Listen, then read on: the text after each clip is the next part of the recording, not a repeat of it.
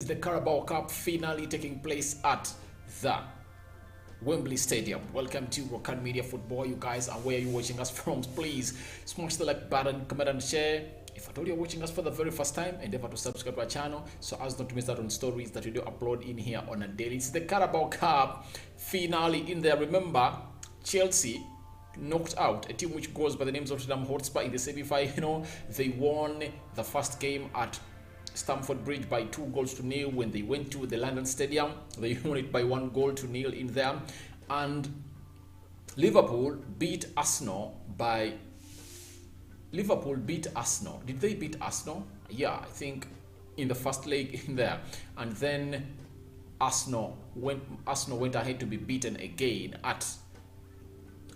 the first game they drew 0-0, and the second game at the Emirates Stadium, guess what happened? Arsenal was beaten by 3-0 in there by a team which goes by the names of Liverpool. In that game, a man who had just returned from his national duty, who goes by the names of Thomas Partey, got a red card. You remember that game very well in there. But today we are into the final. We are into Wembley, and these teams have already laid out their starting 11s in there, and we were going to see who is really in so much in with this.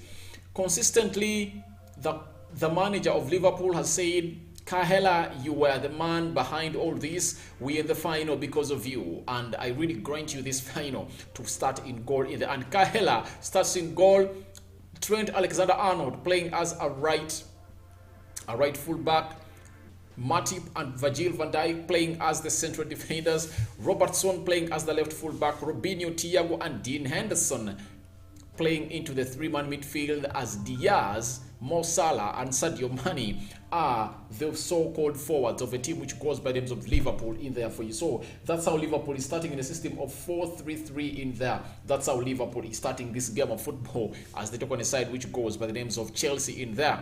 Alisson Becker on bench, Konate, James Milner, Naby Keita, Oxlade-Chamberlain, Taku Minamino, Diego Jota, Tomiskas, and Divock Origi all out to the bench of a team which goes by the names of Liverpool in there. That's the team that Jurgen Klopp has really picked up to see to it that it comes in here and picks up a win against a side which goes by the names of Chelsea in there. When we go to Chelsea, the lineup is Mendy in goal, Chalobah, Thiago Silva, and Rudiger. That is the three-man defense of a team which goes by the names of Chelsea in there. Then we have Azpilicueta, Konate, Kovacic, Alonso, and Mason Mount as that four-man midfield in there for you, as Mount, Kai Havertz, and Christian Pulisic leading the line for a team which goes by the names of Chelsea in there. When we go to the bench, they're having as a Balaga, Reece James returns, Sar onto the bench, Jorginho, Loftus-Cheek, Saul Niguez, Hudson-Odoi, Lukaku, and Timo Werner in there. Lukaku again starts on bench in there because I don't believe that Lukaku has really had his second debut season at Chelsea. I think he's really ugly. He looks bad. He's not promising at all. He's not a kind of player really going to come up and rely with on Chelsea. And I really believe that each and every time Kai Havertz is leading that line, Chelsea looks far much better, especially going forward, and the goals that are being created in there, they are really scored in there. When you look at Lukaku, he has 2 goals into the World Cup, into the FIFA World Cup. He has 5 in the Premier League and 2 into the Champions League. Those are 9 goals. And how many games played? 23 games played. Lukaku has 9 goals only for a team which goes by names of Chelsea in there. Very, very, very, very bad return for him in there. Let me look at Kai Havertz. Kai Havertz has 5 goals in there. He has 7 goals this season, 23, 24 in almost 27 games played in there. It shows you that Chelsea really lacks a targets man in there. But you just have to ask yourself, does a system that the manager of Chelsea plays endeavor a player who is a centre forward to come out and thrive? Because when you look at a player like Lukaku, he came out of the Serie A coming in here, being one of the best forwards in the world in there. From the Euros, scored close to 5 goals in there, and he went back to Italy in there, and he was really bold and brought a team which goes by the names of Chelsea, and we are here talking about him struggling till now. And he's a struggling striker in there, football player. He really came out and put up an article in the news that he really feels like he misses a team which goes by the names of Inter Milan, and he feels like wants to go back in there. He doesn't feel at home at Chelsea because things are not going as he really expects them to go. And this has always been a burden to players who have been always bold, expensive, especially players who are really known having a very big, how can I term it? Because you need to be way up there to come up and really stop such things to happen to you, especially if you are a player like Lukaku. You're coming in at the side which goes by the names of Chelsea. You were really bought expensively, close to 100 million pounds in there. So what we expect out of you is goals. His goals in there, and these things are really worrying. Look at Diaz of Liverpool, just came in through, and he looks like he has been playing for Liverpool for a very long time. That really comes out and cements everything about Lukaku, that you don't need to be in the Premier League for so long to come up and really show us that you are really a good player. And remember, Lukaku was at Chelsea, he was loaned at West Bromwich Albion, he was later loaned to Everton and sold there. Manchester United bought him from that side. He has been in the Premier League for some good seasons in there, but he's failing to deliver for a team which goes by the name of Chelsea. And let no excuse be given to Lukaku that he is not scoring because they're not giving him chances or what. Lukaku gets the chances, but he is not clinical enough. I really believe that a player who is at a 100 million rate, all purchase, you get, there are chances that Lukaku is missing that you don't want to see missing. The same applies to Ronaldo yesterday. You saw him on the pitch. Even before he really went close to 6-7 games without scoring a goal, you saw what happened to him in there. Cristiano Ronaldo, he was really getting chances and missing them. And those are chances that are not supposed to be missed by a world-class striker in there. So that really puts you way below into the picking order. And that's what is happening to Lukaku. Lukaku is way below the picking order because of the way he has really come out and presented himself onto the pitch, because he really looks lazy, stubborn. He's really off. That's what I can really come out and say. He really looks totally off. He looks like he's not here to play football. He's a disappointing striker. He's a disappointment to many, because most of us, when we saw him come to the Premier League, we thought, oh my God, he was really going to come up and turn up things in there. But oh my God, he's doing the opposite. Things have failed to work in his favor, and he is really not playing to his abilities and levels in there. People will come out and say it might be the system. It's not the system. It's not the system, because in this system, he's the leading striker. And trust me, Chelsea has got one of the most creative midfields in there. And secondly, look at their fullbacks. You get Reece James will bring you a perfect cross. Azpilicueta will bring you a perfect cross. Ben Chilwell will. Which other left fullback?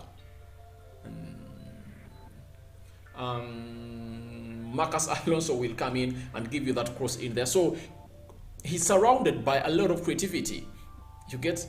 He's surrounded by a lot of creativity, and I really denounce any person coming out and really says that Lukaku, the system is not favoring him. Trust me, if at all he was not getting the chances and missing them, would have come here and say, no, the system is not favoring him. But the fact is, this man who goes by names of Romelu Lukaku gets the chances, and he really misplaces the ball, and he fails to really go ahead and score. That's why he is a total joke, especially when it comes to social media. In there, you see very many people have really turned him into a joke, because he has failed to come up and really show us that he's the reason as to why he was bought. He does not involve himself into the build-up of the game. They give him the ball, and he is not really great. I told people that I don't trust Lukaku. I saw him at Manchester United, and in this modern football, when your first touch is poor, there is no way you're really going to come up and really make a very big impact into this game in there. Because when you look at Lukaku, the fact is his first touch is poor. You get? His technique is not all that special. I think he's this player who is really where he is because of luck. Because in the Italian Serie A, you see even Tammy Abraham at Chelsea, he's there scoring goals. So I cannot rate any person, according to what he does in the Italian Serie A, because it has looked to be a slow league. Defenders are slow. They give you lots of time to come in and really put yourself into order. And look at Tammy Abraham. 27 games, has 12 goals in there, and he might really clinch 25 goals this season. You see? That is Tammy Abraham in there for you. So it shows you that when you cross from the Premier League to Italian Serie A, it's always an easy way to play in there. And that's why Lukaku is struggling in there, because however much is physical, but they don't really give you that space to come in and score those goals. Look at Ronaldo from Serie A, close to how many years? He left United in 2009, returns in 2021, and things have changed. 12 years since he left, things have changed. You see him, he's not so much into the game when you put up his age, so it shows you that it's very hard to come from the Italian Serie A and really thrive in the Premier League in there, because I remember even one Sebastian Veron came in from Inter Milan and came in at Manchester United way back when Sir Alex Ferguson was still the manager of Manchester United, and things never went into his favor. So right now, I really feel like Lukaku is facing something that affected him way back in Italy, because the Italian league is slow. You cannot compare it to the Premier League. And how many success stories have you heard of players being signed from the Italian Serie A? They come to the Premier League and they hit the ground immediately. Do you know of any? Jorginho comes in, but he was at a low level, low profile in there. But I mean higher profile players in there. That's why I really told some Arsenal people that, please, you guys should even be blessed, because you are talking of a player who goes by names of Dusan Vlahovic. Vlahovic would have come to Arsenal and not hit the ground up and running, because the history of Italian players, or players who play in the Italian Serie A and come in the Premier League, they take time to pick up. You get? So I really believe that it was something that really helped up a team which goes by the name of Arsenal. And I really believe that if at all our Arsenal, I would go in for Alexandre Isak, because I really feel like Isak is the best in there. And Lukaku, we've talked a lot about Lukaku, but there are other players we have to talk about in there, especially into this Chelsea lineup in there. When you look at Mason Mount, I think Mason Mount is really a big game killer. You get? He's really a big game killer, and the midfield of Liverpool have to keep a keen eye onto him, because this is what he does best. In such games, this is when he comes up and rises up to the occasion. That is Mason Mount in there for you. So I really believe that the midfield of Liverpool should really watch him very much keenly in there. But Pulisic, Havertz and Mount, that three attack is really great, because Kai Havertz is very clinical and he's going to play as a false nine. And in that role of a false nine that he really played, helped a team which goes by the names of Chelsea to clinch the Champions League title last year in there, when Mason Mount drew that ball that really split the defense of Liverpool, of Man City apart in there. So I really believe that Chelsea are really good into this one. But Chalobah, Thiago Silva and Rudiger are really good into their central defense. But Rudiger, let's talk about Rudiger. Rudiger is that man who is always up and running. He marauds the entire line, that entire left side of the pitch in there. And each and every time you ask yourself, Rudiger, is Rudiger a striker? Is he a wide forward? Because the number of times Rudiger is caught into the box of the opponent in very good positions in there. Those that support Manchester United know this better. You remember that chance that he got into the 9 minutes. He gets very much well positioned in those positions in there, and he even scores goals. So Rudiger should be one of those to watch, because players like Trent Alexander-Arnold really move a lot, and you never know, Thomas Tuchel might use that as the escape route to really place that ball into that position, to see to it that they really utilize that space when a player who goes by names of Trent Alexander-Arnold overlaps in there. So that's a team which goes by names of Chelsea in there, and they have their best goalkeeper, that is Mendy, in goal. And we wait and see what is really going to come up and happen into that game of football in there, as a team which goes by names of Chelsea takes on a side which goes by names of Liverpool in there. Liverpool, let's talk some Liverpool in there. When you look at Liverpool, they've said, all right, we know Alisson Becker is a very good goalkeeper, but for us, we feel like we can't betray Kahela, because Kaleha has been in goal for all of those matches we've been playing with the team which goes by names in the Carabao Cup, and we're in the final because of him.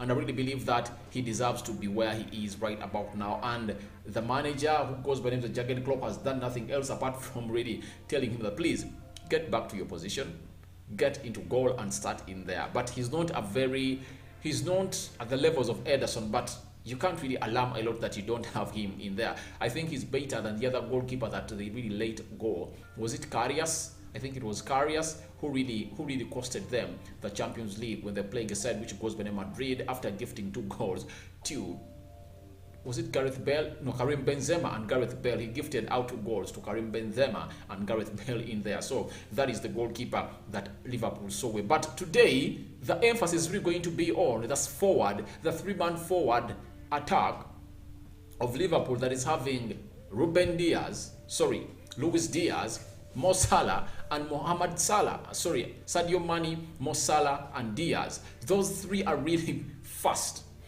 I don't know what Chelsea is going to do, but that really comes up to confirm to me that this aren't an easy game for Chelsea. Trust me, because when you look at the attack of Chelsea, it can be stopped. It can be stopped, but this attack of a team which goes by names of Liverpool is unstoppable. When you see that even on the bench, they have players like Diego Jota, they have players like Firmino is off the bench. They have Naby Keita. So that shows you how really Liverpool is when it comes to the attacking force in there. I really believe that they have a better attacking side in there. When you look at Mo Salah, he has played close to 30 games, 31 games I think, and he has close to how many goals? Salah has really scored very many goals this season. I think this is going to be his highest scoring season ever since he played football, because he has 19 in the Premier League. He has 8 in the Champions League. Those are 27 goals. Can you imagine? In 31 games, Mohamed Salah has 27 goals. You get? So this is very worrying to a team of like Chelsea, who bought a very expensive striker who has not yet even clinched 10 goals in all the games has played. But a team which goes by names of Chelsea team which goes by Liverpool has a centre forward who has scored 27 goals in 31 games. That's really very threatening. That means in only 4 games that Mohamed Salah has not scored. That means every 50 minutes this man is worth a goal. You get? That's Mo Salah for you. So Liverpool has all what is required to come in and kill off this game, because I really feel like the attack force, no team can stop them.